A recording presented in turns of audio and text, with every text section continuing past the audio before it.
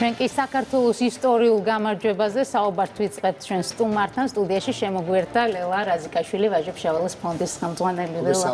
მოგესალმებით. მოლოდინი ქონდა პოზიტიური ბოლო პერიოდში, ეს აშკარად ჩანდა, მაგრამ აი გამოცხადებას და დადასტურებას აი ჩვენი იმედების მაინც ალბათ განსაკუთრებული მნიშვნელობა ქონდა და რა რეაქციით შეხვდით ევროკომისიის გადაწყვეტილებას? მოგესალმებით ყველას, გახსოვთ ალბათ ბოლოს ამ ეთერში ვიყავით, ესე მახსოვს მაგალითად. ჩვენც გვახსოვს. განცდა მქონდა რომ აუცილებლად შემოვა ევროპა ჩვენში, ჩვენ ევროპას დაუახლოვდებით და ყველაფერი დასრულდება კარგად. ეხლა გამოვიდეთ ამ პოლიტიკოსების ფრაზებიდან და გადმოვიდეთ ხალხში. რა განწყობა გვაქვს ჩვენ ველოდით, ჩვენ ვიბრძოდით, ჩვენ გრძნობდით პასუხისმგებლობას საუკუნეების მანძილზე ნატარები, დახვეტილების და ნაბრძოლი ადამიანების და ჩვენთვის ეს არის უზარმაზარი სიხარული. და დავიწყებ იქედან რომ მოდი შევხედოთ საქართველოს კავკასიის მასშტაბით. ძალიან ხშირად გაიჟღერა ამ ბოლო დროს რომ მარტო მნიშვნელობა კი არ აქვს საქართველოს შემოვიდა საქართველოს დაუახლოვდა ევროპას, პირველად ევროპა დაუახლოვდა შემოვიდა კავკასიაში. და დღეს ჩემთვის ძალიან საინტერესო რაღაცები მოხდა. მე დავინახე რომ ეს საქართველოს კი არ უხარია მარტო და ეხლა ჩვენ რო გვიხარია ჩვენ რა დღეში ვარ და ჩვენ რა ამბავი ავტეხეთ იმის გვერდზე ევროკომისიის გვერდზე ეს ფაქტია. ეს უხარია მთელ კავკასიას. დღეს მე ვესაუბრე ჩემს მეგობარს ბაქოელ აზერბაიჯანელ ადამიანს, რომელსაც უამრავი ნაცნობი ყავს და ძალიან ცნობილი ოჯახი აქვს და ის მეუბნება რომ ჩვენ გვიხარია ძალიან, ჩვენ გილოცავთ თქვენს, მაგრამ ჩვენ თავსაც ულოცავთ რომ ჩვენ აზერბაიჯანს უკვე საზღვარი გვექნება ევროკავშირთან და ევროპასთან და ეს მათთვის ეს სიტყვა ჯერ სიამაყით ავისა და მე ეს სიტყვა ნიშნავს იმას რომ მთელი კავკასია ამ მომენტს უყურებს ძალიან სხვანაირად, ძალიან მნიშვნელოვნად და უფრო მნიშვნელოვან რამეს გეტყვით. იდენტიფიკაციისთვის არ ვიტყვი გვარებს, ჩემი ნათესავი ახლობელი ოჯახი, რომელიც გამოქცეულია ახალგორიდან, მას ყავს ნათესავები ვლადიკავკაში და ისინი თქვენ წარმოიდგინეთ, ის ადამიანებიც ესაუბრებიან ტელეფონზე უზარმაზარი სიხარულით და იმედით ახსილებით.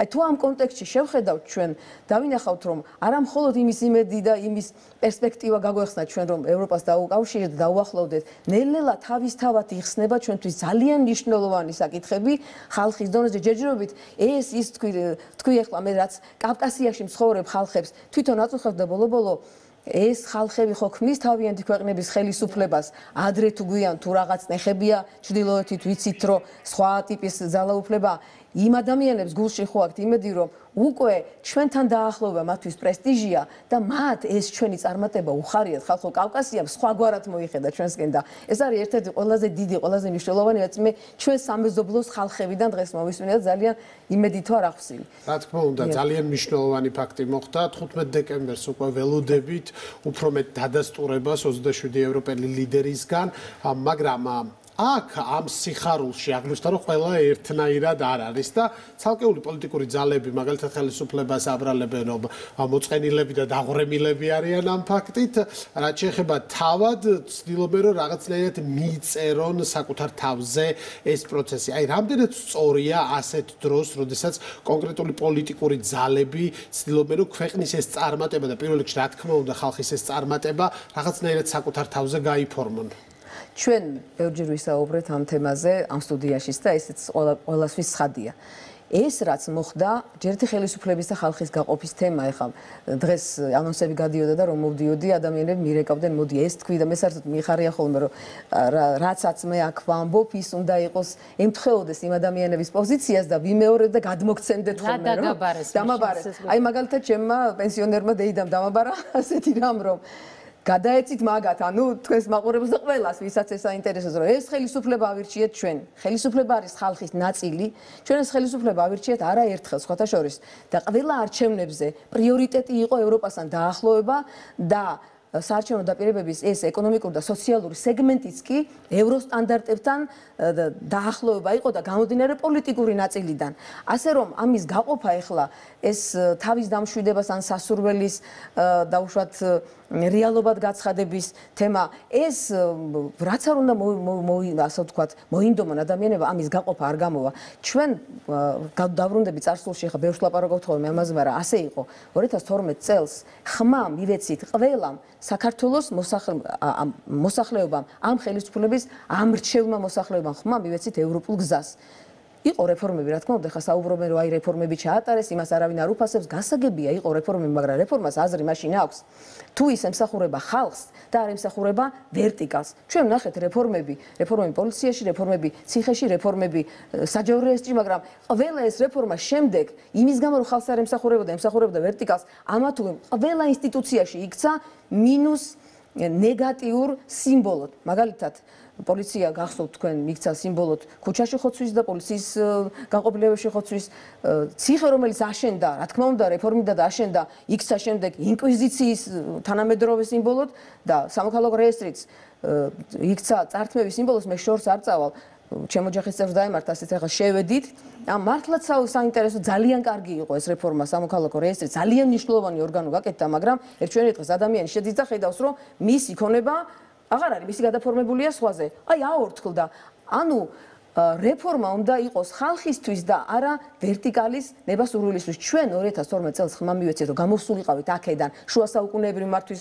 ფორმიდან და გადავსულიყავით მოუტრიალებულიყავით მოვრნებულიყავით ევროპისკენ და ეს იყო პრიორიტეტი მაშინ მის შემდეგ ნაბიჯ ხდება ყველა არჩევნებზე ყველა ხმის მიცემის დროს ეს ვიზა ლიბერალიზაცია თუ სხვადასხვა სტატუსით ახლა ყველა ნაბიჯის შემდეგ შედეგი დაიდო. ხა ამ შედეგის ასე ვთქვათ, გაქარწყლება როგორ შეიძლება მოხდეს, მე არ ვიცი, ადამიანები არიან ჩვენ მაშინაც ვისაუბრეთ, სტატუსი იყო საფუძველი და საძირკველი ამ ხელისუფლების წარმატების, როგორ შეიძლება არ უხაროდეს კაცსავის წარმატება და სტატუსის მიღება, არ მიღება იყო საფუძველი და საძირკველი ოპოზიციის წარმატების და ესე წარმატების და როგორ შეიძლება მათ უხაროდეს საკუთარი წარმატებლობა რაღაც ასეთი ლოგიკაა ეხლა და ამ ლოგიკას ვერაფრით ვერ შევცვლით თქვენ აღწერეთ ნაბიჯ წლიდან წლამდე როგორ უახლოვდება ქვეყანა ევროპას ხო ამის ფონზე ოპოზიცია წლების განმავლობაში ამტკიცებს რომ ხელისუფლებას ეს არ უნდა ხელისუფლება არის რუსეთის მოკავშირე მაგრამ რაღაცნაირად ესე ჯადოსნურად ხდება რომ მაინც ევროპისკენ მივდივართ ახლა ეს რა ლოგიკასთან არის ახლოს თქვენი გადმოსახედით ჩვენ ლოგიკას თუ ავაწყობთ იმის მიხედვით ფაქტებს თუ გავყვებით ფაქტები მიდის შედეგამდე თუ გავყვებით წარმოსახვებს სხვათა შორის ძალიან ხშირად ამბობენ ხოლმე სხვა შორის ოპოზიციონერი იდეოლოგები რომ ეს წარმოსახვების ეს არისო ეპოქა არისო ახლა და მათთვის ეტყობა წარმოსახვების ეპოქა იმიტომ რომ ჩვენ მივყვებით ნაბიჯ დადებულ ფაქტებს ყველა არჩევნების შემდეგ დოკუმენტით შემდგარი ფაქტით ეხლა შემდგარი ფაქტია ის რომ ხალხის მიერ არჩეულმა ხელისუფლებამ დადო ეს ფაქტი თუმცა ამას რა თქმა უნდა ყავს საუკუნეების მანძილზე ადამიანები იბრძოდნენ ყველა ციხესიმაგრეს რომ იცავდა ადამიანი იქ იცავდა საქართველოს დამოუკიდებლობას მაგრამ აი ამ ჩვენს ეპოქაში მოხდა ისეთი ბედნიერი დამთხევა რომ აი ამ ხელისუფლების ხელით აღსრულდა ეს ეხლა რაც არ უნდა და ჩვენ ისიც გვახსოვს მე ამ სტუდიაშიც ადრე ვისაუბრე რომ ძალიან სამწუხარო იყო როგორც კი მოახლოვდებოდა სტატუსის თემა იმ წუთში იწყებოდა აფეთქება ბომბების იმ წუთში უცებ იქნება იყო ხოლმე ინიცირებული ესა თუ ის ნეგატიური ბავშვად რეზოლუცია ადგებოდა მთელი ტაშის დაკვირით მოკლედ და ვიღებდით არასასურველ შედეგს და გულწრფელები ვიყავით მაგრამ დღეს როგორც ჩანს ძალიან დიდი მუშაობა დაჭირდა ხა მე კულტურებში ვერ შევიხედები მე გესაუბრებით იქიდან რაც ჩანს ჩვენიდან ხალხიდან რაც ჩანს ყველა ეს ბომბი აფეთქდა ერთბაშად, მაგრამ ვერ დაგვიშავა ვერაფერი და შედეგი დაიდო. ეხლა ამ შედეგს უკვე ამ ლოგიკას ვეღარ შეცვლის.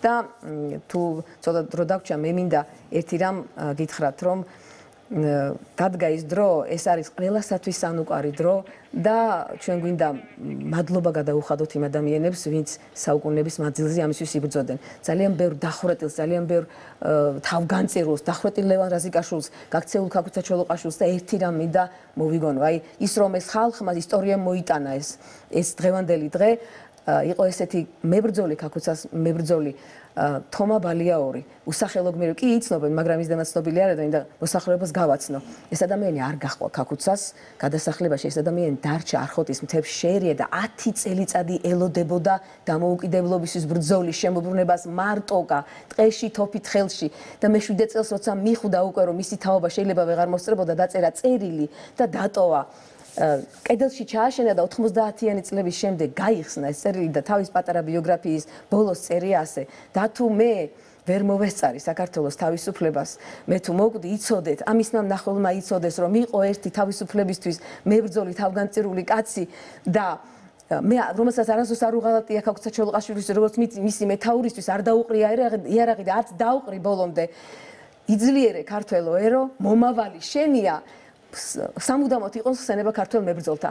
აი ამ ადამიანების მიღწეულია დღევანდელი დღე, მე მინდა თომა ბალიაურს და ყველა უსახელო და სახელიან გმირს მიულოცო დღევანდელი დღე და აი ეს შედეგი და კიდევ ერთი ამბობენ ძალიან ხშირად იმეორებენ ხოლმე გოლდა მეიერის სიტყვებს რომ ასე კითხები მშვიდობა როდის დადგება მაშინ როცა ჩვენს მოწინააღმდეგეს თავისი შვილები უფრო მეტად ეყმარება ვიდრე ვეძულებით ჩვენ და ჩვენშიდაც დადგება მშვიდობა ალბათ როცა ჩვენს პოლიტიკურ მოწინააღმდეგეს სამშობლო უფრო მეტად ეყმარება ვიდრე ეძულება თავისი პოლიტიკური მოწინააღმდეგე. უნდა ვისაუბროთ ცოტა დრო გრჩება, მაგრამ მინდა კითხოთ ასევე რამდენად გათავისებულია განსაკუთრებით პოლიტიკურ სპექტრს თქვენი ბოლო ნათქვამიდან გამომდინარე ევროპული ღირებულებები.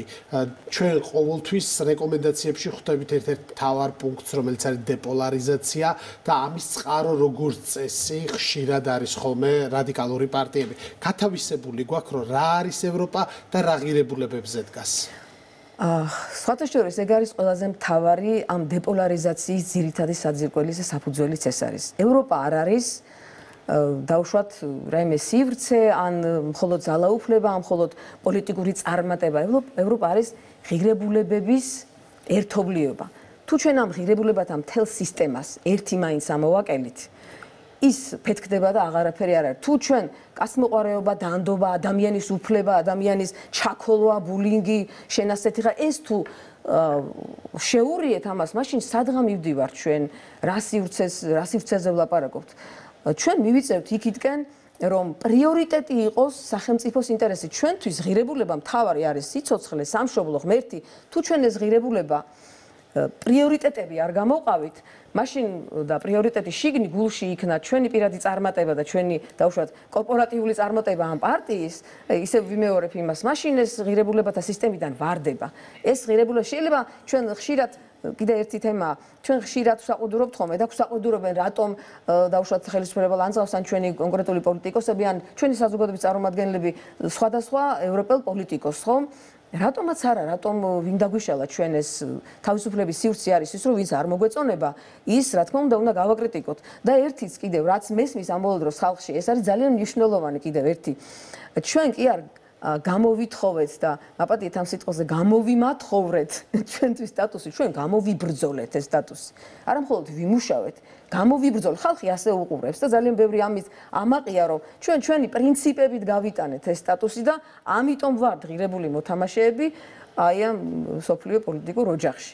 ასე რომ ღირებულება თუ არის თავისუფლება, ადამიანის უფლებები, სამშობლო და ასე შემდეგ, ჩვენ ამ სივრცეში თუ მივდივართ, პირველი პრიორიტეტი ჩვენთვის არის სამშობლო, დანარჩენი ახლა წარმოსახვები, პოლიტიკური, კორპორატიული ინტერესები ყველამ თავის გულში ჩაიხედოს. მადლობა, ველოდებით დეკემბერში უკვე გაფორმებას ოფიციალურად. კიდევ ერთი იმედი დავასრულოთ, ყველაფერი კარგად იქნება. დიდი მადლობა ლელა რაზიკაშვილი, ვაჟი-ფშაველის ფონდის ხელმძღვანელი იყო ჩვენი სტუმარი.